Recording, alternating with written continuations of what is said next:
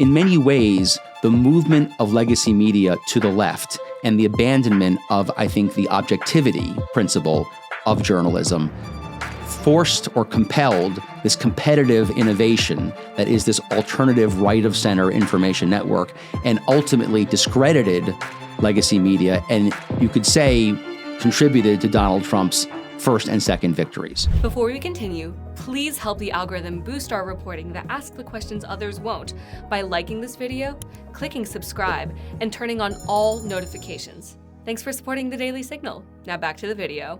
Jonathan Barron is the founder of Barron Public Affairs and the host of one of my favorite podcasts, the Political Risk Brief. Jonathan, welcome to the Daily Signal. Rob, thank you for having me. Great to be here. You bet. It's good to see you again. Now, your team produces some of the best research and analysis, data-driven analysis that us lowly journalists, I think, find very helpful to better understand what's going on in the world, particularly here in Washington, D.C. And we're going to talk about the election, post-election, what a second Trump term looks like. And you have published a couple of podcasts recently that I've enjoyed listening to that really dive into some of these issues that I think that probably on a surface level, many journalists may not have really comprehended the full coalition that Trump has been able to put together. And so I'd like to start there. And you specifically have identified the different factions that make up this really unique political movement that Donald Trump has created. Tell us a little bit more about what you found in your research. Sure. Thank you, Robin. Again, great to be here. So I think it's really underappreciated, the Trump achievement in putting together this coalition, understanding what are the elements of that coalition. I think often it's seen as a monolith, but of course there's some very, very important factions. And I would think within this coalition, there are four or so, I think, key factions, some of which are well known, others a little more subtle. They may be obvious someone as experienced as you, but in no particular order, you have something, you have MAGA, which is the core Trump movement around the president himself.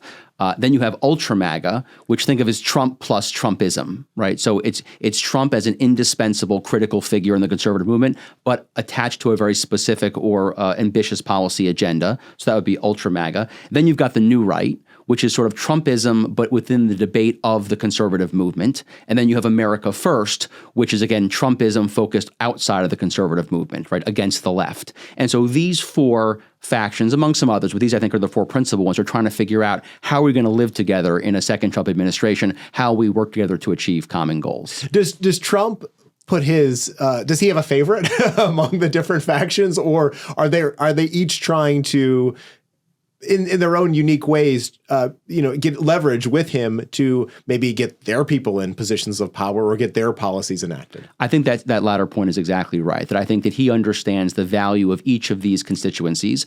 Of course, MAGA itself is sort of the core foundation upon which everything else is built, but he understands that it seems to me, to be successful, he has to bring to bear all of the assets and capabilities of the various members of the coalition. And again, figuring out who will do what, we're in that early period now of trying to reconcile those things. Some of these factions include members of his own family, though, so I would think that probably they may hold a slight advantage over others. Well, that's right, but there's even different family members would appear to fall in different factions, and so that process even exists, it would seem to me from the outside, within the family. But together, so far anyway, it's been quite successful. Yes, it's truly interesting. Okay, I'm going to come back because I'd like to get into this political risk brief that you did on the influencers. But sure. I first think it's important to set the stage for how we got here, because leading up to November 5th, there were many journalists in Washington, D.C. who truly believed that the polling, that it was a roll of the dice. It could be Kamala Harris, it could be Donald Trump. And at the end of the day, obviously, Trump ended up sweeping all of the swing states, resounding victory in many places across the country, improved his standing with certain demographic groups that have traditionally aligned themselves with Democrats. You talk about four betrayals that have transpired over the last 2 decades. Walk us back to that first betrayal and the ones that have succeeded.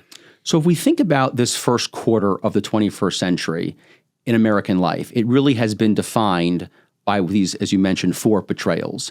And those started with the bilateral U.S.-China trade relationship and the enactment of permanent normal trade relations with China. And the promises of that trade relationship were that it was going to be 100 to nothing deal for the United States. We were going to benefit from cheap goods. China would become a democracy. Their middle class would develop, and there would be only winners, and especially only winners in the United States. And that promise turned out to be false. And although there were some benefits of that relationship, ultimately it did great damage to significant parts of the United States, and what was promised was not delivered. And that really set in motion a lot of the hollowing out of the manufacturing base, the industrial Midwest, many of the afflictions that have been well covered. But that really, the great betrayals, the four, began with the PNTR for China. Which, just to interrupt you briefly, which could be an early policy initiative that Trump takes on. I mean, there could be a move afoot, not only in Congress, but in his administration to end that relationship. And certainly he's talked about tariffs quite a bit on the campaign trail. So we'll see what it comes of that. And Trump has a long history of being very consistent on the trade issue. And if you think about the things that really define President Trump and Trumpism, China in trade is one of those core issues that goes back decades. So this is not new for him. Right. And it really, you can see at the very beginning, this was present. Moreover, if you look at the debate in the Senate on PNTR, more than 20 years ago, there was an interesting foreshadowing of populism because you had Jesse Helms on the right and Paul Wellstone on the left, together opposing PNTR. So we had this very intriguing right-left populist coalition. Now, they were in a very small minority at the time. I think there were only something like 12 or 13 senators who opposed PNTR and the Senate approval of PNTR. But in that very strange bedfellow coalition, there were sort of the glimmers of the populism that would emerge much more forcefully a couple decades later. Yes. Well, and of course, it's one thing to regret a decision like that. It's another thing to untangle ourselves today. And so we will see. Okay, I interrupted you. Tell us about So we began with PNTR. Then we move, of course, to the war in Iraq and in Afghanistan and sort of the interventionist foreign policy aims and the idea that America would be able to export democracy in this great sort of evangelizing project of the American approach other places. And of course, ended up in great disaster, including, of course, under the Biden administration with the withdrawal from Afghanistan. But again, what the elites promised, right, not only wasn't delivered, but ended up being a catastrophe and the opposite of the objectives that were sought. So I think that was the second fundamental betrayal. And we see the reaction against interventionist policy resulting from that. So I think with the elements of Trumpism and populism, that certainly has played a major role. And by the way, did much like PNTR to discredit elites. The people who claim to know how to manage the world were not very successful. And it's a complicated story, and I'm not going to point fingers at this person or that person. But at the end of the day, it was a failure. Yes. No, it certainly was, and you saw that, I think, come through pretty clearly in terms of some of the decisions that were made on not only this election, but the pushback that the Republican Party has received for some of its stances on Ukraine, for instance. Right, and the sort of the bipartisan coalition in favor of interventionism, right, that has become a massive political liability and not easily justified to the American people. And I think President Trump was very effective in presenting that issue. Yes. Okay. So number three, we go to the Great Recession. Okay. What happens in the Great Recession? In the Great Recession, we have gains in the financial services sector being privatized, right, and losses being socialized, right? And this idea that no one was ever held accountable, right, that there was this great financial engineering catastrophe, and again, no accountability. And so you think about if you're living most of your life, most of your adult life, let's say, through the 21st century, this is defined by tremendous economic dislocation. People lost their homes, their businesses, and et cetera. Where was the accountability? So again, you can see someone whose life has been shaped in the first, 10, 15, 20 years of the century. This played a very important feature, and the economic populism that followed, and people questioning the American system of free market economics. I think this was a major contributor to the change in the confidence people had in that system. I agree with you. I mean, it was certainly evident among conservatives, but I think you're absolutely correct. And it's interesting, some of those Occupy Wall Street protests and things that transpired. Certainly, the Tea Party movement came about in the aftermath of the 2008 crash. So, okay, so three. What's the last one? And finally, we have COVID. Okay, we have COVID where you had experts recommending policies, lockdowns, shutting down the economy, all kinds of measures that were taken that in retrospect, several were totally ineffective. And we now know that the experts were not totally candid in their assessment of some of the things they proposed. And again, the impact on a whole generation of young people who are out of school, businesses that were closed, tremendous costs incurred on recommendations that turned out to be unreliable. So we don't even have to assign intent. Let's leave that aside for a moment. But just the impact of those bad recommendations will reverberate, it seems, for decades. And yet, Donald Trump was the one that initially implemented some of those ideas. So, but the voters didn't punish him for that? A great point, Rob. And I would say this. You could argue that COVID was the one place where Trump relied on the experts. He may perhaps went against his instincts, said, you know what, I'm gonna listen to the adults. And it turned out to be a mistake to do so. And so again, there were policies under the Trump administration, but I think that's maybe the exception that proves the rule. And I think it's going to shape perhaps the way President Trump approaches this second term, that he's probably not going to give as much deference to the so-called adults, to the experts. Well, I think you're already seeing that play out in terms of his cabinet selections and other appointments. It seems fairly clear to me that he is looking for a particular type of person to fill those high positions at the cabinet level. We'll see who ends up filling in the rest of the political positions that he's going to appoint. But there does seem to be this genuine backlash against the experts in Washington, D.C., and there may be elitist attitude about how things should be done. And it seems to me that the Trump project for a second term, as we understand it in these early days, is really to challenge the established order.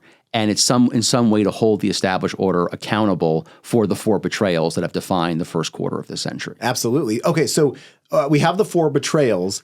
How did those betrayals contribute to this coalition that now is in Donald Trump's court and ended up electing him to a second term in the White House? It's all about change. And ultimately, although he had been president before, as everyone knows, he became the agent of change. He became the force that is going to overturn the established order and try something different. And I think ultimately that is one of his great assets that made him so formidable. And despite all of the attacks and all of the liabilities and all of the challenges, that worked its will in the end. Interesting. Okay. So it really didn't matter who the Democrats put up, because chances are they would have found somebody who came up through the political ranks and would have been viewed as an establishment type of candidate. And Donald Trump, because he's an outsider and will have that image, even though he did serve one term, was still able to dismiss of all of those things. Exactly. And let me try to describe it the following way, Rob, which is that if you look at Kamala Harris's strongest state, I believe she won her strongest state by something like 32 percentage points. But she won the District of Columbia by, I think, almost 87 percentage points, which means that Washington, D.C. is well more than twice as to the left as the most left-of-center state in the Union. So just consider what that means for a moment. And because the Democratic Party really is a creature of Washington, it is going to produce leaders who reflect a consensus way to the left of the center point of the American electorate. So we have an American electorate that's roughly 2 or 3 percentage points to the right. She is sitting atop a party that, arguably is 87 points, to the left in terms of the elites, the people who run the party, right? The people who make the decisions at the very, very top. And I think that the Democratic Party is really running as a far left monoculture within Washington, D.C. against the center of the American electorate. That is a problem that is not going to be easily resolved. Can you? I believe you made the point, if I'm remembering correctly, the difference between centrist and moderate. Am I recalling that correctly? Just share with us what you mean by that, because you said that Trump was able to play the role of a centrist, as opposed to a moderate. And we shouldn't confuse those two terms. Exactly. So I would argue that one of Donald Trump's great political innovations is he is a very effective centrist who is immoderate. Now, okay. I don't mean immoderate in a pejorative sense. I just mean he understands that he can take very strong positions on very controversial issues and still be at the center point of the American electorate. Think immigration, think trade, think crime. These are not moderate positions, but it turns out they're centrist positions. And I think he understood that combination, right, of strong positions at the center that reflect the desires, the objectives of the American people, that's a place to win elections. And I think he deserves a lot of credit in terms of strategy for that insight. It seemed that was one of the things that Kamala Harris struggled with, though, because she had taken these far left positions on many issues, and perhaps seeing the polling or where the American people were, she tried to move to the center on immigration, on crime, on the economy. And at the end of the day, I don't think the voters necessarily believed her. True, but if you operate within, for example, the Washington, D.C. framework, I don't mean Washington, D.C. geographically only, I mean it sociologically. Sure. She's not far left at all. She's at the center point of that particular, what we would call monoculture. Monoculture is in Washington, D.C., except for the place that we're sitting and a few others, there really isn't anything else but a left of center culture. So it's very hard, I think, in that environment to be at the center point. And Donald Trump, because he's not a partisan creature, he's not an ideological creature in the conventional sense, he was able to really locate himself at the center point, and he wasn't overly constrained, right, by the conventions of Washington or the conventions even of sort of the conservative project over the past 50 years. He was able to innovate outside of that, and that ended up being, I think, a massive competitive advantage. This might be a tough question for you to answer, but if you're in the shoes of whoever the next Democratic standard bearer is or the Democratic National Committee, how do you then get back in touch with the everyday American to figure out that, yes, I understand that I'm grounded in this left-wing monoculture here in Washington, but I need to pull a Bill Clinton perhaps and understand the concerns that are on the minds of those people in the rest of the country? So I think the Democratic Party some time ago faced a choice. And that choice, are we going to be the party of class or the party of identity? And it chose the party of identity. And that ended up being, although I think it was a principled choice in a certain way, I think it's authentic, it is not a competitive choice. And so I think they have to sort of relitigate that question and ultimately choose the path of class. And I don't mean in a Marxist sense necessarily. I mean that they are going to be the champion in the way Bernie Sanders is for working families, for working Americans. He lost that argument in the Democratic Party, and they chose the identitarian path. And I think, again, that will be revisited. But the Democratic Party is very committed to its current path. So that is not going to be an easy adjustment to make. And by the way, if we look back, it was different, but if we look back to the 1980 election, it took the Democratic Party 3 election cycles to make their turn and to get to Bill Clinton. Now, we live in a faster time, faster cycle, so I'm not predicting it will take that long, but it could take a while. Yeah. In a recent interview between Dr. Larry Arnn at Hillsdale and Dr. Kevin Roberts here at the Heritage Foundation, Kevin made the point that it will actually take 3 consecutive Republican victories in order to fully divorce ourselves from the administrative state and the policies. So maybe if conservatives are fortunate, they will have a repeat of what happened in 1980 transpire between now and 2037. And world events have a lot to say over that ultimate determination, right? So we think about the 20th century, much of conservative economic policy was challenged by the Great Depression, and then obviously World War II challenged at that time conservative approaches to foreign policy. And so again, we'll have to see how world events and national events unfold. But I think Dr. Roberts is correct. These victories are not quickly won. So let's talk about that, because you said on your podcast, The Political Risk Brief, that there was the Republican Party needs to understand there's a difference between your standard Republican candidate and Donald Trump. He brings something unique that most other Republicans don't. And that's why he was able to assemble this diverse working class coalition that ultimately supported him and propelled him to the second term.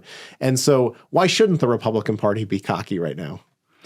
Well, because the victory really can't be said to be its victory. The owner of this victory, the father of this victory, really is Donald Trump, because, again, it really was a victory premised on his charisma and his policy positions or his policy inclinations. And what I mean by that is Trumpism is really the combination of nationalism, populism, and industrialism. And all 3 of those things don't sit easily with parts of traditional 1980s era conservatism, as we know. And so, again, I think it was clearly a Trump victory. The Republican Party benefited from that victory, but I don't think you can say that it owns that victory. And we'll see in the coming year, 2, 3, 4, to what extent does the Republican Party permanently adjust itself to align and absorb and imbibe Trumpism. It looks like it will, but that's not a certainty, but it looks like a likelihood. Yeah, and even somebody with as much charisma as J.D. Vance, I think, probably recognizes that there's work to do in order to get to the point where you can be in a similar position to where Trump is today. Okay, so now let's move to your groundbreaking research here. This is fascinating. So as Trump puts together his cabinet. We've seen these different factions represented. There seems to be some patterns that we notice already forming with the types of people. They tend to be strong communicators, for instance, who are occupying many of these positions. Their policy tends to, in some cases, bump up against the traditional free trade orthodoxy of the Republican Party. But you have gone through a tremendous amount of data to identify the different types of influencers who shape Trump's vision and perhaps his future policymaking. Tell us about the research that you did first, and then we'll get into the different types. Sure. So let's step back for a moment, because I think there's some history here which is quite important, Rob. If we go back, and it started earlier, but let's take the 1990s and especially the early 2000s, for reasons we could talk about, journalism, and I mean conventional legacy corporate media, really became a project of the Democratic Party and increasingly the progressive left. And we could discuss why that was. It's not so important. But what happened was that there were two impacts. The first is, with a bigger and bigger swath of the American people, legacy media lost credibility. And it forced the emergence ultimately of a countervailing parallel information environment on the right. Where we're sitting today is a reflection of that in part. But it happened in different ways. Now, there were early versions of this in talk radio, so it wasn't from nothing. It wasn't ex nihilo, but it became much more vast, and there were technological developments, of course, that made it more possible. But as legacy media became more and more unavailable to anything center right or to the right, this information network emerged, and it really catalyzed, I think, under the first Trump administration and then during the most recent campaign. And so that's the backstory. And so in many ways, the movement of legacy media to the left and the abandonment of, I think, the objectivity principle of journalism forced or compelled this competitive innovation that is this alternative right-of-center information network, and ultimately discredited legacy media, and you could say contributed to Donald Trump's first and second victories. So that's sort of the backstory. Yeah, and I just want to point out that you're absolutely right. This was a long time. This was a development that didn't happen overnight. I remember the first journalism class I took in college in the late 1990s was the professor, I believe, it could have been the first thing that she said about how journalism needed to be activist. It was objectivity was dead. And so you have an entire generation of students who are coming out of communication schools, journalism schools, who were taught this and were steered in that direction. They were steered away from objectivity or any premise of it, and certainly steered toward those institutions that would advance a particular agenda that aligned with their political worldview. And I'm old enough to remember a time when there were significant numbers of journalists. So whatever their biases may have been, they really were trying to get it right and to approach something along the lines of objectivity. And although I'm not saying there's no one left, they're increasingly few in number and a dwindling minority, and we're left with a very different kind of media. So it wasn't always this way. I'm not saying it was perfect, decades ago, but I think it was better. And now we're in a very, very different world as we know. And that sort of set the stage. And so we wanted to understand what was, through the campaign, the information network, the information environment around the Trump campaign. And so we designed a initial universe of 40 key Trump advisors and figures. And then we collected reference citations they made to sort of see whom do they cite as authorities, as experts, as trusted sources. And we collected 16,000 of those reference citations through a great team led by my colleague Jeremy Furchgott. And we have an algorithm that weights for various factors, including volume, consistency, diversity of mentions, other factors. And that allows us to produce who are the top influencers in the Trump campaign information network, the Trump information environment. And when we look at those top 25 influencers, they tell an incredible story, which is basically there is no one, almost no one, connected to traditional legacy media. This truly is a parallel, independent, sovereign structure that can function without any regard to legacy media. So this has happened. And they fall in largely to three different groups. You've even identified some individuals who are representative of those groups. What are the groups and who are the household names that our audience might be familiar with? Sure. So it's an eclectic group when you think of the top 25. And the thing to note is it has some very interesting characteristics. One is it tends to be much younger than you might expect. Lots of people in their 30s and 40s, very few who are in their 60s and 70s. That's the first thing. Also, very heavy weighting to places like Illinois, Ohio, Pennsylvania, much more Midwestern than you might have expected, right? You would think maybe it's going to be coastal elites, right? Also, very few people with elite university or other academic credentials, right? This is not the Ivy League stamped smart set, right? These are people who are much more grassroots, much more rooted, I think, in the American experience away from the coast and much less dependent on the credentialism with which we're so familiar. By the way, that goes back to the Four Betrayals, right? The people who thought they knew everything, who ended up maybe not knowing quite so much. So that's some interesting sort of demographic characteristics of this group.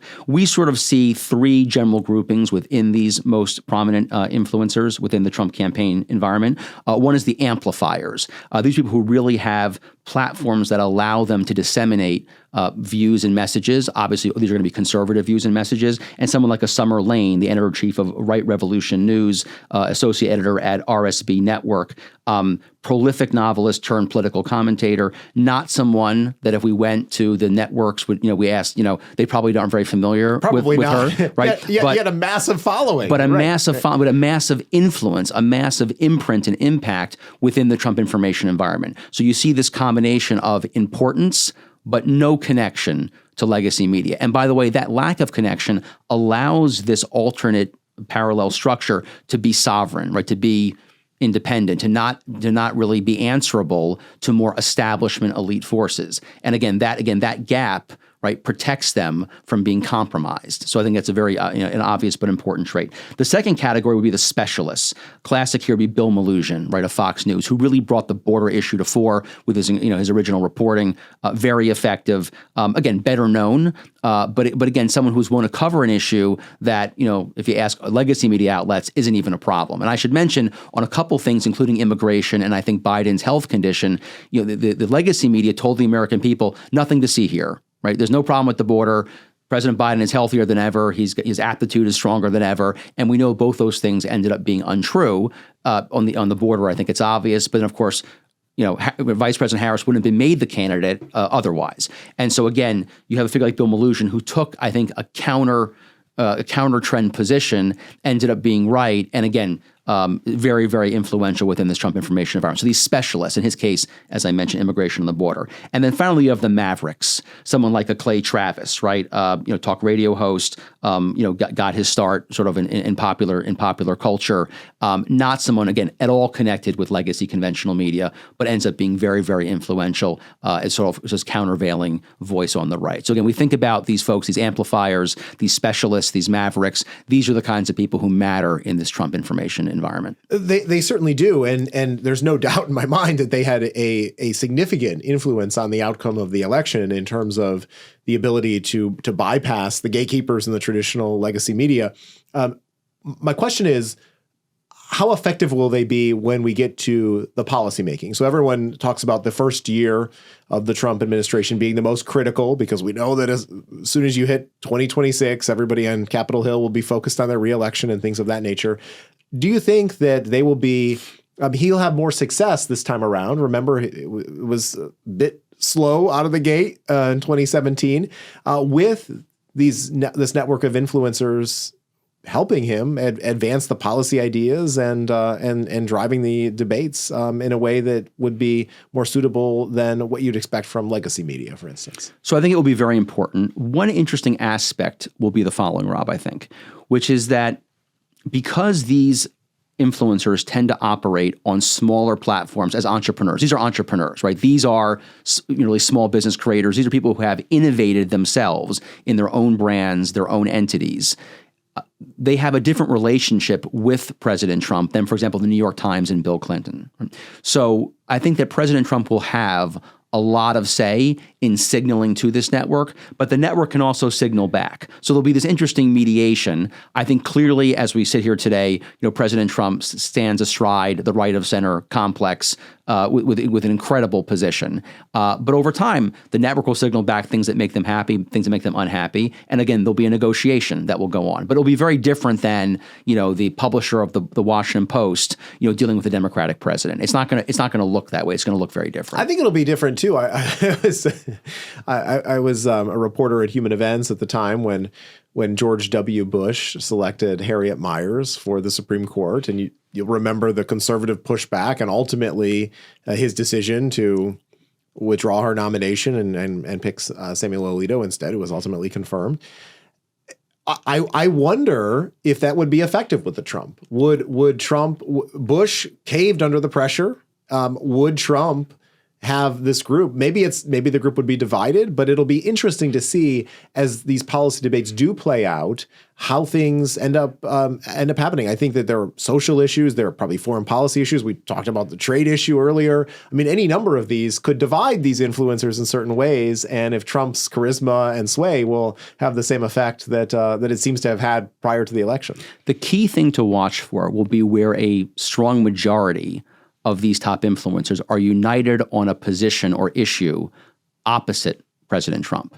And I think that's where you'll see them exercise collective influence, which would not be the case on an individual basis necessarily. So I think that will be an important metric, an important indicator. Yes. Okay, I want to close by asking you a couple of questions related to the media.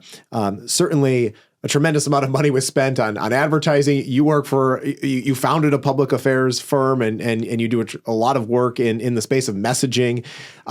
What were some of the things that stood out to you in the campaign that we should be thinking about in terms of innovations or things that maybe were under the radar that popped that we didn't notice here in Washington? So I would make the following argument. Presidential campaigns are different than any other type of American political campaign. They operate at a scale and a level which has its own gravitational forces, right? A Senate race, a race for governor, obviously a House race.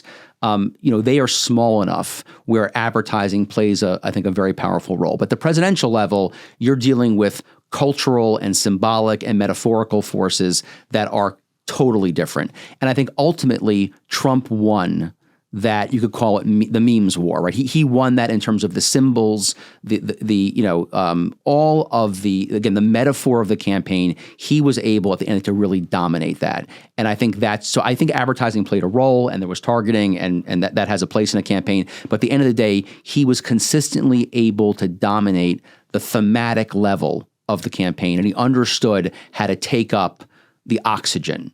Every day was about what was Trump doing, how was he doing it, good or bad. He was able to really shape the contours of the race. I give the Trump team tremendous credit for that. I give the president credit. He understands, politics and the element of entertainment within politics. And you could just see, for example, when he worked at McDonald's, right, the signals he was sending, he just seemed to win so many of those days on the campaign trail through unconventional means. That is so true. If you did a daily scorecard, Trump would rack up the wins.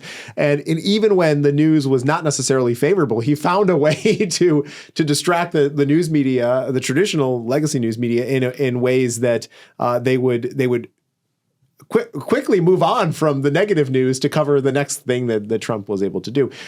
One of the things that I found really interesting was Trump's approach to doing interviews and which media outlets he chose to speak with. And obviously he spent a lot of time with podcasters, Joe Rogan, Theo Von, others. Do you think that is going to change the way, and even Harris did it to a certain extent. Call Her Daddy obviously made a lot of news when she sat down with that show. Do you think that will change the way that candidates in the future approach the news media, or is that a unique characteristic to the 2024 presidential election? So let me duck the question by saying I think it's both. Okay. In the following sense, I think it will change things permanently in that candidates are going to want and be required to go in much more unstructured, long format settings. At the same time, I think that President Trump has unique abilities to do that, and even to make the missteps work for him ultimately. Now, that's not an infinite power, right? Everyone has limits, and he has limits, but that is not easily replicated. So we'll see how that plays out. But I do think that more and more candidates, especially Republican candidates, will avail themselves of this parallel information network to circumvent legacy media, to reach voters directly. And I think that will be an enduring feature of American politics. Yeah, no, I think it is. At the same time, I think we need to, I have no problem giving credit to the podcasters and others who played a larger role. We did some exit polling at the Daily Signal with RMG Research, Scott Rasmussen's firm. And when you ask people where they receive most of their political or election news, about half of the respondents said television. So I think there's the reality that, yes, we can say that Joe Rogan had an impact, and maybe they saw clips of Joe Rogan on television, but how many people can commit to 2 to 3 hours to listen to a show? At the same time, it did humanize Trump in a way that I don't think that certainly wouldn't have been the case had he done the 60 Minutes interview, which he ultimately declined to do. And I think also the message that perhaps in some way that's hard to measure that penetrated was that Trump was fearless. He was authentic. He had nothing to hide against an opponent who seemed fearful, who seemed overly controlled and avoiding revealing much about herself. And I think somehow, in ways that are again hard to measure, that penetrated the American consciousness. Absolutely. I think that contrast just with Rogan and the fact that they couldn't figure it out in the schedule, showed that Trump was willing to take the time to do that. Jonathan, tell our audience how they can track your work or listen to your show. What are the things that you'd like to leave them with? Sure. You can go to your favorite podcast platform and look up the Political Risk Brief, and you'll see our podcast come up, and we'd love you to subscribe and listen. You can go to barronpa.com, and we have a whole array of thought leadership and briefs and reports, and the podcasts are also there. So we'd love people to consume that information. Well, thank you for spending time with us. We'll be sure to leave links in the show notes to make it easy to subscribe. And I hope they do, because as I said, I love when you have a new episode. It's always very informative, and I feel better educated after listening to it. Rob, thank you. Appreciate it. Thank you.